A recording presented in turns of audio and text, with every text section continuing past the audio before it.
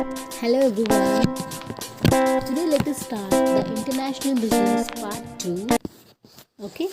So sorry for being late for these days because my students have messaged me that please start after the Diwali. So I have started from today. So from today you'll be getting the videos. Please do watch it, and if you have any doubt please comment me on the comment section box. Okay.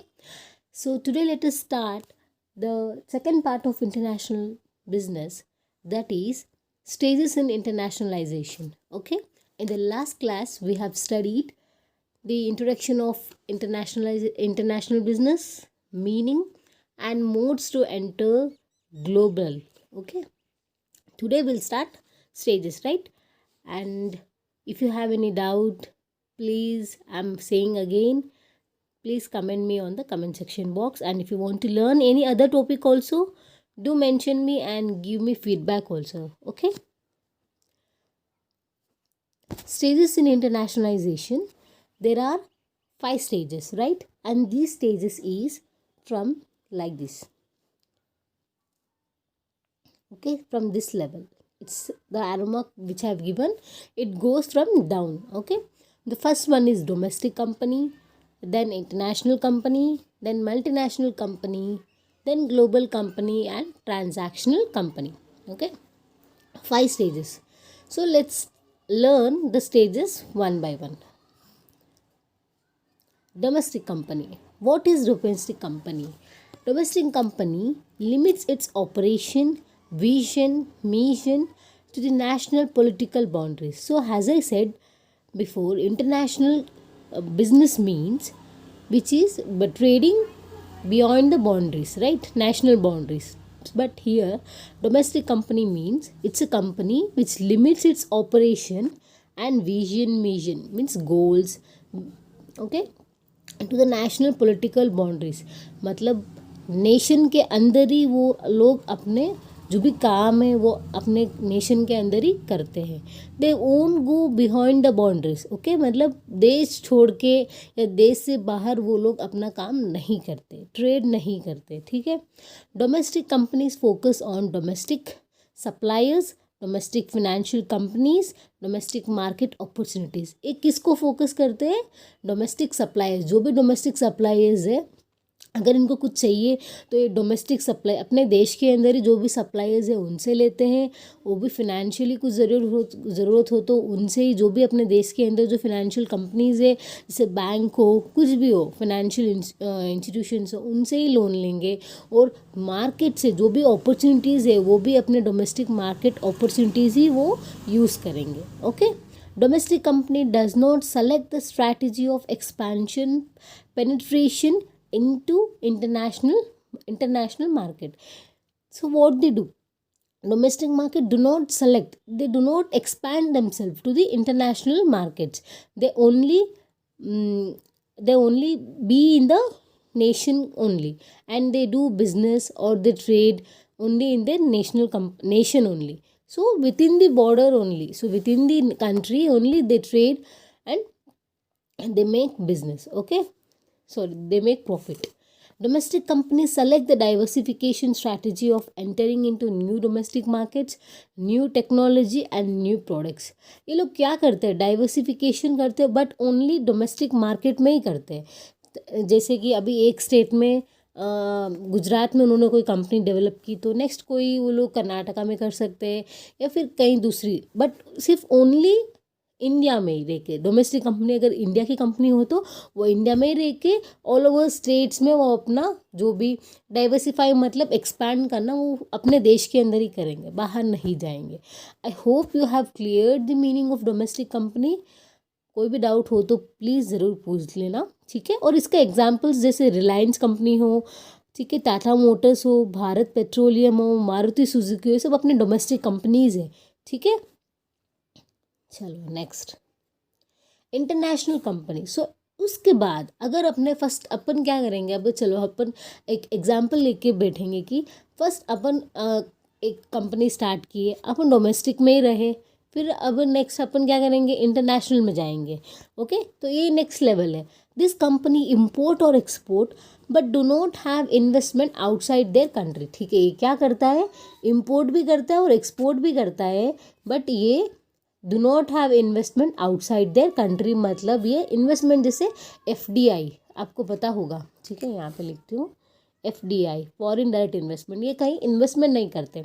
और FPI भी हो सकता है, वो मैं आपको बताऊंगी बाद में। ठीक है, has they do not invest in foreign country so there decision taking power is taken by the domestic country company. ठीक है, मैं पहले पढ़ लेती हूँ पूरा। There is a risk in this type of company because has this companies faces legal customs and regulators issues. ठीक है, और इंटरनेशनल कंपनी क्या होती है, ये लोग सिर्फ इंपोर्ट करते हैं या फिर एक्सपोर्ट करेंगे, बट कोई दूसरी कंट्री में इन्वेस्टमेंट नहीं करेंगे। ठीक है, has they not invest in foreign country, ये एफडीआई थ्रू या एफपीआई थ्रू कोई इन्वेस्टमेंट नहीं करते, तो जहाँ भी ये एक्सपोर्ट करेंगे वहाँ के अगर कोई भी डिसीजंस लेना हो तो वो होम कंट्री, डोमेस्टिक कंट्री में जो कंपनी है वो ही डिसीजन लेगी। ठीक है, एंड यहाँ पे रिस्क भी होता है क्योंकि वहाँ पे जो कंपनीज की वहाँ पे क्या है, कंपनीज जो लीगल लॉज है, कस्टम्स है, रेगुलेटर्स है, वहाँ पे जो रूल्स वगैरह है, वहाँ पे इन लोगों को इश्यू होगी। ठीक है, इश्यू फेस करते हैं लोग,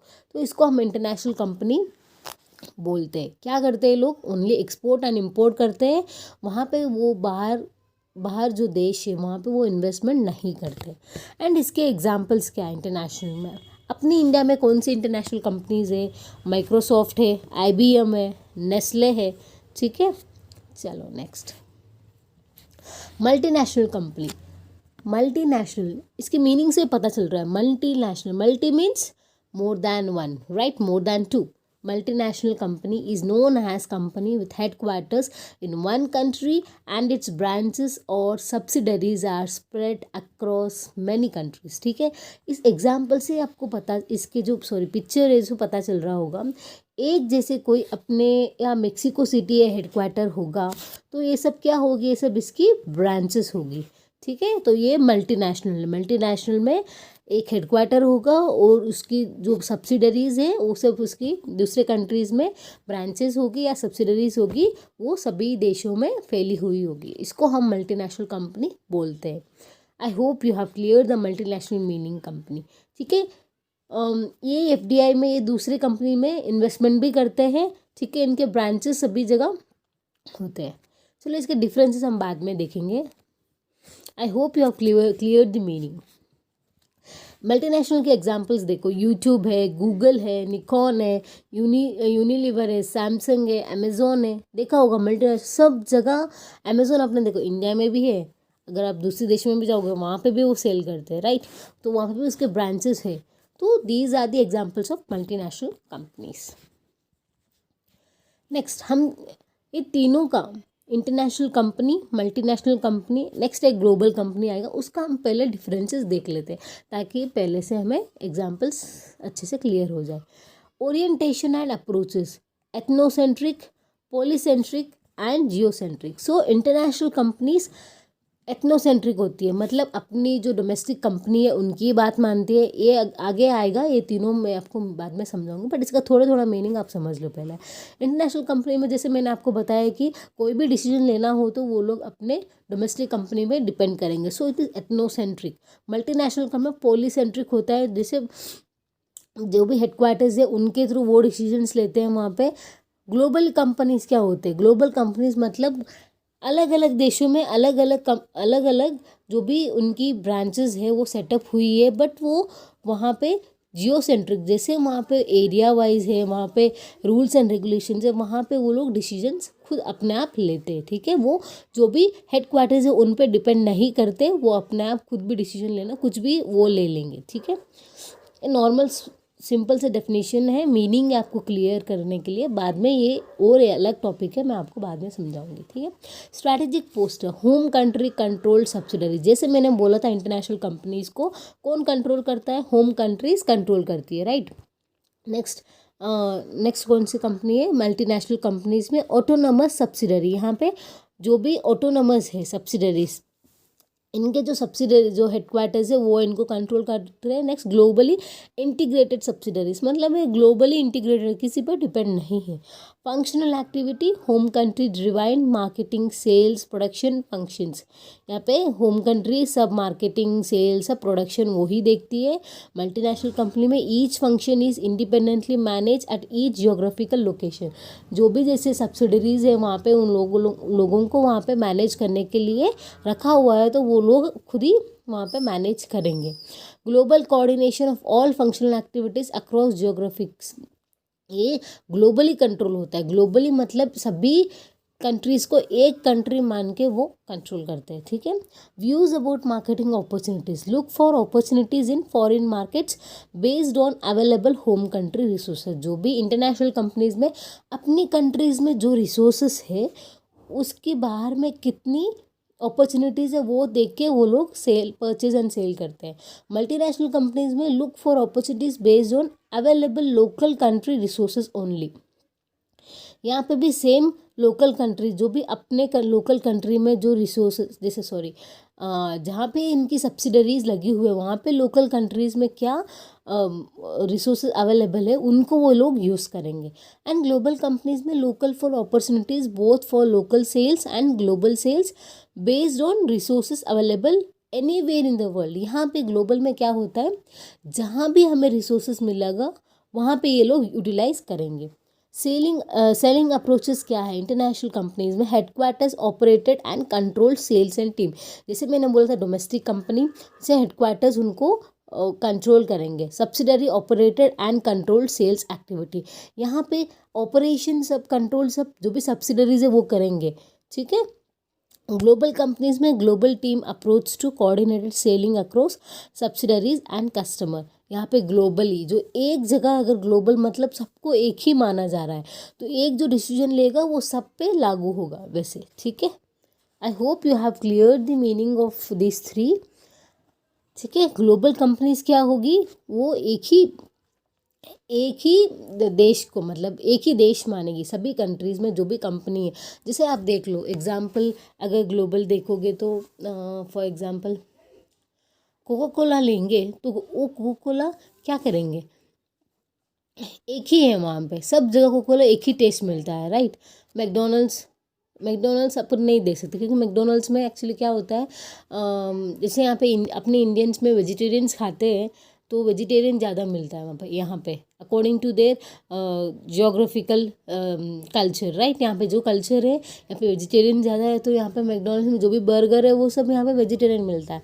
but if you go in the internationally वो अपन वहाँ पे नॉन वेजिटेरियन में मिलता है, ठीक है। ये जो भी है ग्लोबल कंपनीज़ वगैरह ये सब एक एक कंट्रीज़ में जो भी वहाँ पे है उनके हिसाब से भी चलते हैं और सबको लेकर चलते हैं, right. I hope you have clear. Next is last one is transnational company. Transnational company क्या होता है, ट्रांसनेशनल कंपनी और मल्टीनेशनल कंपनी, इसको हम मल्टीनेशनल कंपनी भी बोलते हैं और बिग उससे बड़ा मल्टीनेशनल कंपनी का एक एक्सपैंड हम बोलते हैं ट्रांसनेशनल कंपनी को। There are many of them and they operate in more than one country. एक कंट्री से ज़्यादा वो लोग ऑपरेशन करते हैं अराउंड द वर्ल्ड, ठीक है। They have headquarters in one country and offices and factories in others. एक जगह एक हेडक्वार्टर्स रहेंगे, मल्टीनेशनल में भी ऐसा ही था, और one country and offices and factories in other, और उसकी फैक्ट्री दूसरी जगह होगी। यहाँ पे भी सेम ट्रांसनेशनल कंपनीज़ को एक हेडक्वार्टर्स होगी, बाकी जगह उसकी ऑफिसेस होगी, और यहाँ पे ट्रांसनेशनल बोल तो मल्टीनेशनल का एक्सपैंड है जो एक ही माना जाता है, ठीक है। अब इसका एक डिफरेंसेस देख लेते हैं तीनों का, ठीक है। MNC 2 और मोर कंपनीज, ठीक है। जैसे मैंने बताया international company selling through exporting in foreign countries and not having any branches. यहाँ पे कोई ब्रांच नहीं होता बट ये इंटरनेशनल जस्ट सेल करते हैं। Global company many countries means at least 15 to 20 countries. Global company जैसे मैंने बोला था सब जगह वो कंपनी रहेगी, उसको हम ग्लोबली 15 to 20 कंट्रीज में रह सकती है। फॉर एग्जाम्पल आपने देखा होगा MI फोन्स, राइट, पूरे वर्ल्ड में वो लोग सेल कर रहे हैं चाइना प्रोडक्ट, राइट। तो वैसे TNC mixture of MNC, IC and GC, ये तीनों का मिक्सचर ट्रांसनेशनल कंपनी हम बोल सकते हैं। सो यहाँ पे इन्वेस्टमेंट FDI इन्वेस्टमेंट है चारों में। जैसे मैंने इंटरनेशनल कंपनी में बोला था, वहाँ पे इंटरनेशनल कंपनी इन्वेस्टमेंट नहीं करते, ठीक है। यहाँ पे एफडीआई दिया है उन्होंने, बट नहीं करते। सेंट्रलाइज्ड, यहाँ पे कोई भी स्ट्रैटेजी करती हो तो कोई भी डिसीजन कौन लेता है, यहाँ पे सेंट्रलाइज्ड है, मतलब जो भी हेडक्वार्टर्स है वो डिसीजन लेंगे। आईसी में मतलब इंटरनेशनल कंपनी में पेरेंटल कंपनी, जो डोमेस्टिक कंपनी है वो डिसीजन लेंगे, और ग्लोबल कंपनी में जो सेंट्रलाइज्ड है मतलब जो ही हेडक्वार्टर्स है वो लेंगे, और ट्रांसनेशनल कंपनी डिसेंट्रलाइज, जैसे सभी जगह कंपनी है तो वो खुद अपने आप डिसीजंस लेते हैं, ठीक है। पेरेंटल कंपनी यहाँ पे IC by domestic country, parental company distributed by subsidiaries, then right to subsidiaries को ही दिया, मतलब राइट किसको दिया है, एमएनसी को पेरेंटल कंपनी में दिया है, इंटरनेशनल कंपनी में डोमेस्टिक कंट्री को दिया है, फिर ग्लोबल में parental company distribution by subsidiaries उनको भी दिया है, ट्रांसनेशनल में राइट टू सब्सिडरीज को ही दे दिया है, ठीक है। चैलेंजेस क्या क्या है, regulatory and legal challenges same, मतलब जो भी रूल्स एंड वगैरह है, लीगल्स लॉ जो है उनको वहाँ पे अफेक्ट करता है। ट्रांसलेशन में एचआर एंड ऑर्गेनाइजेशन जो भी है वहाँ पे वो चैलेंजेस है, ठीक है। I hope you have clear the differences about the companies, MNC company, international company, global company and translation company, ठीक है। चलो, I hope you have cleared the meaning and clear the topic also. If you have any doubt, do comment me on the comment section box. Thank you. Keep learning and please subscribe my channel.